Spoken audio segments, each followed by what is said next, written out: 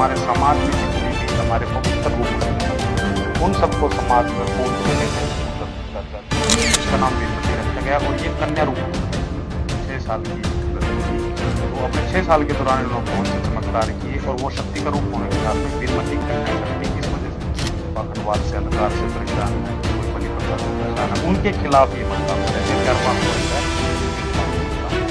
नमस्कार, मेरा नाम है चरणजीत नरवाल और आज हम पहुंचे हैं गांव सिरसल के बहुत ही प्रचलित स्थान कन्या शक्ति मठ, जो गांव सिरसल जिला कैथल के अंदर मौजूद है और जहां पर पिछले काफी समय पर अनेकों प्रकार की समस्याओं का समाधान बिल्कुल अध्यात्म तरीके से किया जाता है। अध्यात्म तरीका क्या है और यहाँ पर उन समस्याओं का कैसे उनको निदान दिलाया जाता है, किस प्रकार की वो समस्याएं हैं, यहाँ पर श्रद्धालु किन किन समस्याओं को लेकर के जो यहाँ के गद्दी नशीन हैं, जो महाराज जी हैं, उनसे मिलते हैं और यहाँ पर आकर उनको क्या क्या फायदे मिले हैं, उस बारे में आज हम चर्चा करने के लिए पहुंचे हैं। तो सभी को पहले तो मैं एक ही निवेदन करना चाहूंगा कि आप इस वीडियो को ज्यादा से ज्यादा शेयर कर दें।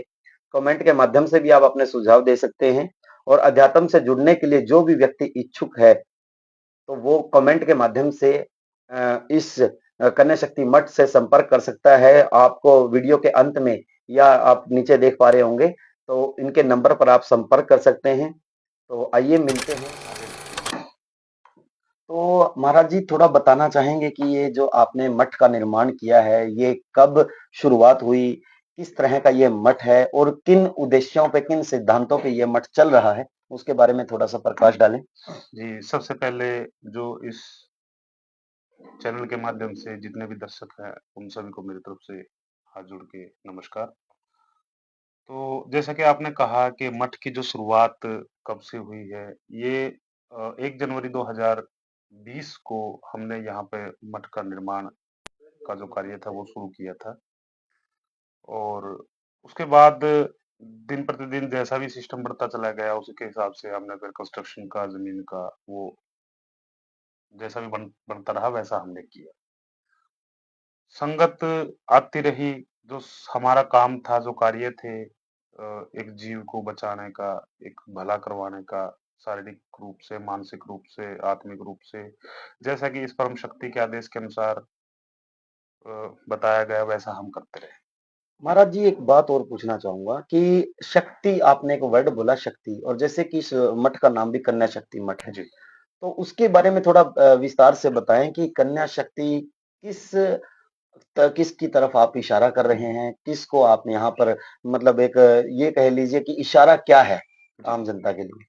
अ, आपने कभी कोई भी साइंस में पढ़ा हो या किसी मेडिकल में आपने नोटिस किया हो या आपने आध्यात्मिकता के रूप में नोटिस किया हो कि एक ही सुपर पावर काम कर रही है सभी जगह और वो सुपर पावर हर एक जगह हर एक रूप में ही काम कर रही है और वो सुपर पावर एक देह के रूप में जन्म लेके और चेतन रहना और उस देह का नाम जो रखा गया वो वीरमती कन्या शक्ति रखा गया, वीरमती नाम था उसका। और वो शक्ति रूप यानी कि जो ये प्रकृति है, इस प्रकृति का एक अंश या एक प्रकृति सामर्थ्य एक देह के रूप में आके जन्म लेके और लोगों के कल्याण के लिए जो कार्य कर रही है, उसे हम शक्ति कह रहे हैं। और वो प्रकृति एक देह के रूप में आई जिसका नाम वीरमती रखा गया और ये कन्या रूप था। 6 साल की लड़की थी। तो अपने 6 साल के दौरान इन्होंने बहुत से चमत्कार किए और वो शक्ति का रूप होने के साथ में वीरमती कन्या शक्ति इस वजह से इसका नाम रखा गया। ये कन्या रूप था, ये शक्ति रूप। ये जो मठ आपने बनाया है कन्या जी, शक्ति मठ, जी। और इसका मतलब उद्देश्य क्या है, मेन उद्देश्य इसका मतलब। मेन उद्देश्य यही है कि जिस प्रकार जैसे इस मठ का नामांकन किया गया कन्या शक्ति मठ, हमारे समाज में जितनी भी हमारे पवित्र रूप कन्याएँ हैं, उन सबको समाज में पूर्ण तरीके से एक उच्च दर्जा देना। जैसे देखा आपने नवरात्रे होते हैं या हिंदू धर्म का जो भी त्योहार होता है तो उसमें कन्या को सर्वप्रथम माना जाता है और इन्हीं उद्देश्यों को लेके एक कन्या को समाज में उच्च दर्जा देना, एक कन्या की पूजा आराध्या करना, इसमें मठ का मुख्य उद्देश्य है। और एक कन्या बहुत ही पवित्र और अलौकिक चीज है और सभी तरीके की शक्तियां समाहित है उसमें भलाई के लिए। जी, समाज में किन, मतलब उद्देश्यों के आप ऊपर आप कार्य कर रहे हैं, ये मठ किस किस उद्देश्य के ऊपर कार्य कर रहे हैं। जो सबसे पहले इस मठ का जो कार्य है वो एक आध्यात्मिक उन्नति के लिए है। दूसरा नशे पत्ते के खिलाफ है, जैसे कोई नशा कहने में एक नॉर्मल सी बात है, सभी होते हैं कि शराब, सुल्फा, अफीम, भुक्की, गांजा, चरस जो भी है।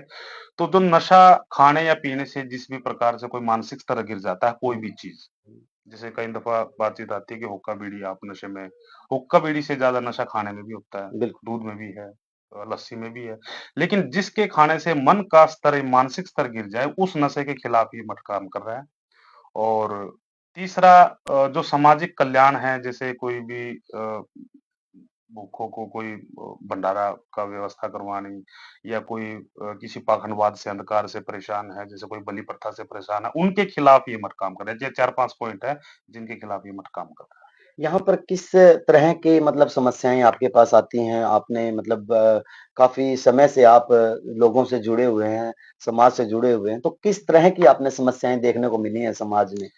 देखिए, समाज में सभी तरह के आदमी हैं, मतलब उसमें कोई शारीरिक रोग से परेशान है, शरीर से परेशान है, कोई मानसिक स्थिति से परेशान है, और कोई भयभीत है, मतलब आत्मबल जिसका कमज़ोर है, सभी तरीके के लोग यहाँ पे आते हैं। कोई जैसे कैंसर से पीड़ित है, या कोई मतलब जो भी शारीरिक जैसे परेशानियाँ कि हैं। महाराज जी आप कह रहे हैं कि कैंसर जैसे आपने एक वर्ड नाम लिया कैंसर, तो जी, ये एक बहुत चर्चित बीमारी है। जी, काफ़ी समय से तो इसका इलाज भी नहीं था, चलो आज तो मेडिकल लाइन में इसका थोड़ा इलाज आ गया है। जी, यहाँ पर आने मात्र से मैंने पिछली कई वीडियो में देखा है कि कैंसर तक के मरीज़ यहाँ पर ठीक हुए। जी। तो ऐसी क्या पद्धति है आपके पास? थोड़ा-सा मैं उसको उसको दर्शकों को देखिए, बताना चाहेंगे। आज से काफ़ी समय पहले क्या होता था हुँ, कि बिना चीर-फाड़ के कोई ट्रीटमेंट ऐसा किया जाता था कि बिना चीर-फाड़ के इलाज हो जाता था। हुँ, वैद्य वहाँ वगैरह पर करते थे। साइंस साइंस इस प्रकृति की साइंस आगे नहीं बढ़ रही है। हुँ, साइंस क्या कर रही है कि इस प्रकृति की ही खोज कर रही है। हुँ, चाहे अपने आप में कितना ही साइंस आगे बढ़ जाए, लेकिन प्रकृति की खोज वो पूर्ण नहीं कर पाएगी कभी। हुँ, हुँ, अभी जितने भी समय से जैसे कैंसर का है, कैंसर में जो भी ट्रीटमेंट किया है, जो भी दवाइयाँ चलाई है, वो एक साइंस की खोज, उस प्रकृति की खोज ही है।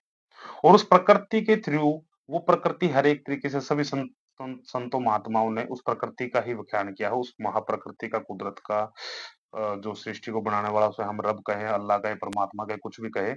यहाँ पर क्या सिस्टम है कि उस प्रकृति को रिझा के जो बीमारी है, वो भी तो एक प्रकृति का रूप है। अध्यात्म से क्या अभिप्राय है आपका? अध्यात्म एक अलग चीज, जो आपने कहा, वो अध्यात्म एक अलग चीज है। अध्यात्म में सिर्फ अकेले का सिस्टम होता है। जी, और जो हमारा ये सिस्टम, ये प्रकृति को मानने का सिस्टम है। प्रकृति में अध्यात्म भी है, प्रकृति में तांत्रिक विद्या भी है, प्रकृति में संत भी है, और प्रकृति में शैतान भी है। तो यहाँ पर प्रकृति को एक तरीके से समझा जा रहा है, प्रकृति को एक तरीके से मनाया जा रहा है। जैसे कोई भी कैंसर की बात हमने जिक्र किया, ये हुँ। प्रकृति की ही तो क्रोपी है। प्रकृति ही क्रोधित है। अगर वहां पर प्रकृति शांत हो जाती है तो कैंसर ठीक है। जैसे कि साइंस ने आज क्या कर दिया है कि मानव शरीर के ऊपर उन्होंने एक्सपेरिमेंट किया। जी, उन्होंने पता लगाया कि कहाँ पे बीमारी है जी, और उस बीमारी का इलाज अभी मानव शरीर अपने अकॉर्डिंग कैसे कर सकता है, उसी के ऊपर उन्होंने काम किया है। जी, और इसी की दवाई बना दी उन्होंने, अभी इस शरीर को ये दवाई दो और ये शरीर अपने आप इस बीमारी को ठीक कर देगा। बिल्कुल। यानी कि आपने मेन नब्ज पकड़ी, जैसे पुराने समय में वैद्य होते, जैसे आप कहते हो जी, कि प्राचीन समय में वैद्य होते थे, वो नाड़ी देख के बता देते थे कि प्रॉब्लम क्या है। हाँ जी, और उसके हिसाब से वो प्रकृति की जड़ी-बूटियाँ जो प्रकृति में विद्यमान हैं हाँ जी, या जंगलों में विद्यमान हैं, उनको मतलब वो जैसे कूट वगैरह के वहाँ करते थे, जी। वो भी वैसा भी कुछ है यहाँ पे है कि दवाई अ, वगैरह दी जाती यहाँ है पर किसी? कुछ थोड़ा ध्यान का सिस्टम करवाया जाता है, और कुछ मन परिवर्तित किया जाता है। हुँ, अब आपने देखा होगा कि अभी पहले कई दिन पहले, काफ़ी दिन पहले एक शोध हुआ था हुँ। कि किसी को साँप से कटवाना हाँ, था। वो केस लेकिन था उ एक, हाँ, केस था एक। केस में सज़ा तो मिली थी। उसमें क्या होता है, साँप की बजाय एक पिन चुभोई जाती है हुँ, उसको, और उसके मरने के बाद में देखा जाता है कि उसमें साँप जितना ही ज़हर है। वो वहाँ पर क्या था? अवचेतन मन का जी, जो वो सबकॉन्शियस माइंड का, अवचेतन मन की जो प्रक्रिया थी, हुँ। ऐसा ही अवचेतन मन में उनके धारणा दरवाई जाती है, रखवाई जाती है, या उनको एक प्रक्रिया के तौर से गुजारा जाता है कि उनके सबकॉन्शियस माइंड में कि वो बीमारी ना रहे। ये आप मोटिवेशनल सामने वाले को मतलब मोटिवेशनल का भी इतना है इतना तरीका, और मोटिवेशन कर देते। आध्यात्मिकता का भी है, ध्यान के प्रति भी है, और कुछ उनको मतलब क्या कहा जाता है, संतों ने क्या बताया है, पत्रकार जी, कि किसी भी चीज की तरफ ध्यान लगाना आसान है, और वहां से ध्यान को हटाना बहुत मुश्किल है। अब बिल्कुल। जैसे कोई भी परेशानी किसी भी को हो जाती है, किसी भी इंसान को, मान लीजिए मुझे ही कैंसर हो गया, तो वहाँ पर क्या होगा कि एक हाई लग जाती है कि मुझे कैंसर हो गया। वहाँ हुँ, पे मेरा ध्यान लगातार लगता चला जा रहा है हुँ, और उसी ध्यान से ही कैंसर बढ़ता चला जा रहा हुँ, है। वहाँ से उस चीज़ से उस ध्यान को हटाना सबसे मेन अहम बात है। ध्यान लगाना ज़रूरी नहीं है, ध्यान हटाना बहुत ज़रूरी यानी है। आपने मतलब आपका कहने का मतलब ये है कि चिंता की बजाय वहाँ पर चिंतन का कार्य करें। चिंतन का बस भी चिंतन उसके ऊपर कार्य करेगा कि इस पे क्या बीमा मेरे ठीक हूँ मैं। बिल्कुल, मतलब मोटिवेशन हो गया, मोटिवेशन मोटिवेटेड हो जी, गया वो। जी बिल्कुल। उनका मन परिवर्तित करना है, दिमाग को। आधी बीमारी तो वहाँ पे ठीक हो जाती है बिल्कुल, इंसान बिल्कुल, की। और ये बिल्कुल। तो देखने को मिला है हमने भी कि मतलब कोई बीमारी आ गई और उस बीमारी के बारे में अगर लगातार हम चर्चा करते रहें, चिंता करने बैठ जाएँ, तो बीमारी बढ़ती रहती बढ़ती है। चली वो जाती है। टेंशन ज़्यादा दे बिल्कुल। देती है। तो डॉक्टर क्या करते हैं, डॉक्टर का जो सबकॉन्शियस माइंड है, कोई नशे की दवाई दे के या कोई इंजेक्शन लगा के उनका ध्यान वहाँ से हटाया जाता है। इसी वज़ह से इंसान ठीक होते हैं।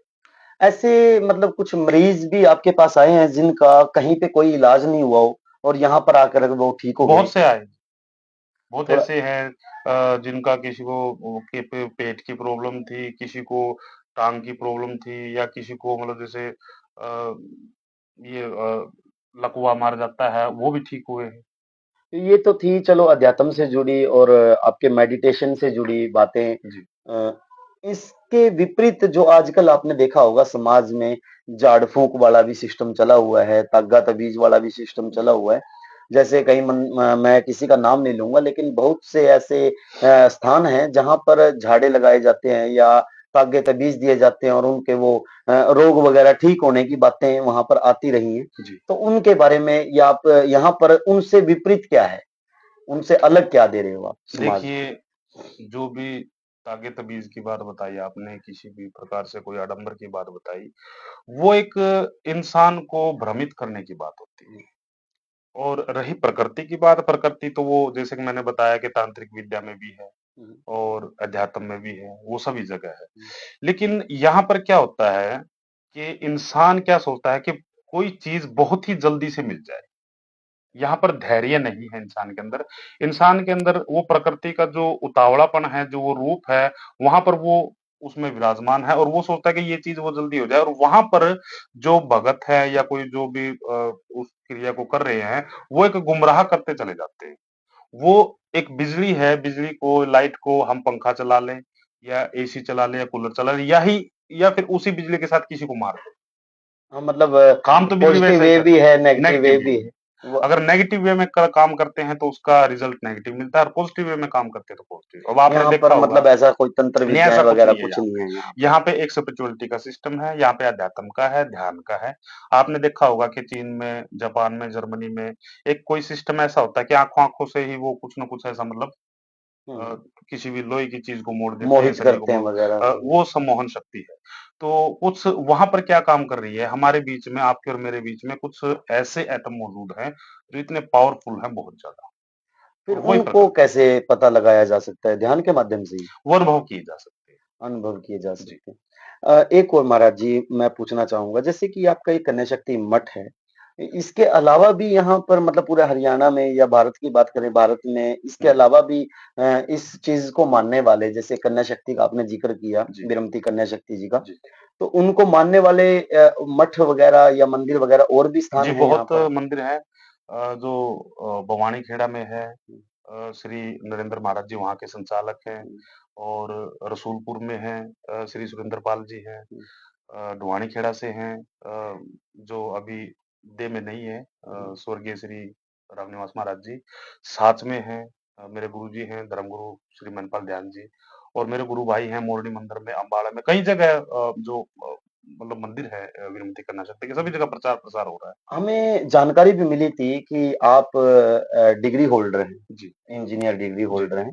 तो इस पद्धति में आने के बारे में आपने कैसे सोचा? मतलब इस लाइन में आप जी, ये कैसे सब आए? उसके माने बारे में थोड़ा-सा बताएँ। ये उस परम शक्ति की रज़ा है कि एक बीटेक होल्डर होते हुए भी मुझे यहाँ पर लोगों की सेवा करने का मौका मिला है। मतलब ऐसी क्या घटना हुई कि जिसके द्वारा आपका मन परिवर्तित हो गया और आपने अध्यात्म को अपना जीवन सौंप दिया? देखिए कोई भी अध्यात्म में अगर कोई भी आदमी जाता है, तो वो पूरे समाज की एक बार छानबीन करके पूरे बिल्कुल गहराई तक जाके तब किसी चीज़ में घुसता है। अभी आपने सुना होगा कि अपने एक बहुत ही मेन वो पोस्ट पे थे और उन्होंने अपना सारा जीवन छोड़ के वो पोस्ट भी छोड़ के वो शायद पुलिस डिपार्टमेंट में थे। आईजी जी, तो उन्होंने लास्ट में भारतीय एक भक्ति क्या का नाम दान कर लिया, जी, भक्ति जी, दान जी, कर लिया। अम्बाला से आईजी थे वो। जी, उन्होंने मतलब और कितने भी आप मतलब उठा के देख लीजिए, जो भी एजुकेटेड हैं, जो भी पढ़े लिखे हैं या किसी मेन सिस्टम पे हैं, तो वो लास्ट में अध्यात्म को ही चुनते हैं। इसमें आने के बाद आपको कैसा महसूस हुआ? मतलब आपके पिछले जीवन और अब के जीवन में क्या अंतर महसूस हुआ आपको? अ, अगर बात करूँ मैं इस विषय में, तो मैं उन बातों का कोई ज़िक्र भी नहीं करना चाहता, क्योंकि वो समय कुछ और था। हाँ, जो और अतीत बीत आज एक जीवन जीना और एक जीवन काटना। तो आज के समय में इस विरमती कन्या शक्ति के माध्यम से, इस विचारधारा के माध्यम से हम लोग सभी एक जीवन जी रहे हैं। ना ही किसी प्रकार की कोई उम्मीद है, ना ही किसी प्रकार की कोई लालसा है। एक जीवन जीना, जैसे महात्मा बुद्ध ने बताया, जीवन जीना बहुत ही ज़रूरी है, जीवन काटना ज़रूरी है। ओशो ने वो बताया, जीवन जीना बहुत ज़रूरी है। तो उस जीवन को जीने की कला हमारे बीच में उजागर होगी, और इस कला के माध्यम से हम जी रहे हैं और अध्यात्म का आनंद ले रहे हैं, और आप जैसे जो भी बुद्धिजीवी आदमी हैं, सबका आनंद ले रहे हैं। समाज के लिए क्या संदेश देना चाहेंगे? मैं समाज से यही आग्रह करूँगा, हमारे जो युवा साथी हैं, कि किसी भी प्रकार के कोई आडंबर में, किसी भी प्रकार के कोई किसी भी नशे-पत्ते की गिरफ्त में, जैसे आजकल स्मैक का सिस्टम चला हुआ है, या कोई ज़्यादा ही दारू का है, नशे का है, उस चीज़ से आप दूर रहें, जुए से आप दूर रहें। और दूसरा, बलि प्रथा है जो एक गुमराह किया जाता है समाज को, एक अंधविश्वास में धकेला जाता है। इन चीज़ों के बजाय एक शिक्षा की तरफ आप अग्रसर रहें, अपने बच्चों को शिक्षा का ज़्यादा मतलब जितना ज़्यादा उसके शिक्षित आपने कीजिए। बात कही शिक्षा की, जी, तो इस मठ के द्वारा शिक्षा के प्रति भी समाज को या जनता को जागरूक किया जाता जी। है। बिल्कुल, आपने पहले भी देखा होगा, हमने कई प्रोग्राम किए हैं, जो हमारी बहन-बेटियाँ हैं और जो हमारे भाई थे, जो एजुकेटेड थे, जो मास्टर डिग्री थे, उनको मतलब सम्मानित किया। सम्मानित किया गया है संविधान के थ्रू देकर, मोमेंटो के थ्रू देकर, जो ताकि उनको ये लगे कि हमारा कोई न कोई मिशन के साथ में हमारा जुड़ाव है, और आगे वो चल के एक अच्छा। ये मिशन रजिस्टर्ड भी है जी, महाराज? बिल्कुल।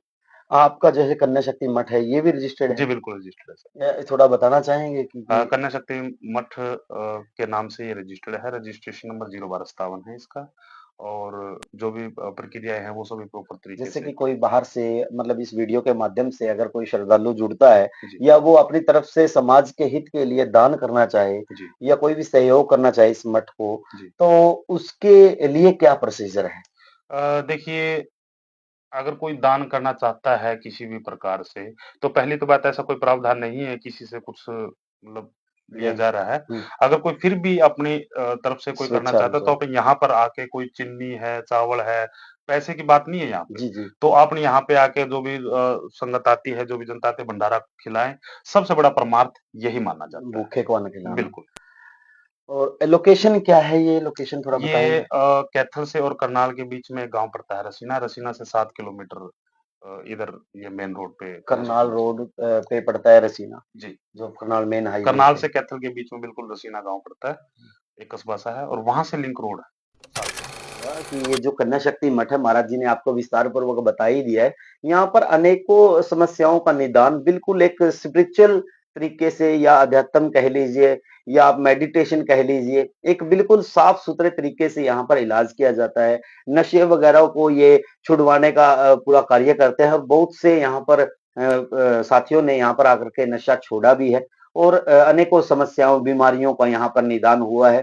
तो मैं सभी से यही गुजारिश करूँगा कि आप भी यहाँ पर आ सकते हैं अगर आप किसी भी समस्या से पीड़ित हैं या आपके परिवार में किसी तरह की आर्थिक समस्या या उलझने या मन को शांति या किसी भी तरह की कोई भी समस्या जैसे महाराज जी ने कह दिया कि किसी भी प्रकार की समस्या से पीड़ित हैं तो आप यहाँ पर आकर मिल सकते हैं। नीचे दिए गए नंबरों पे आप संपर्क कर सकते हैं और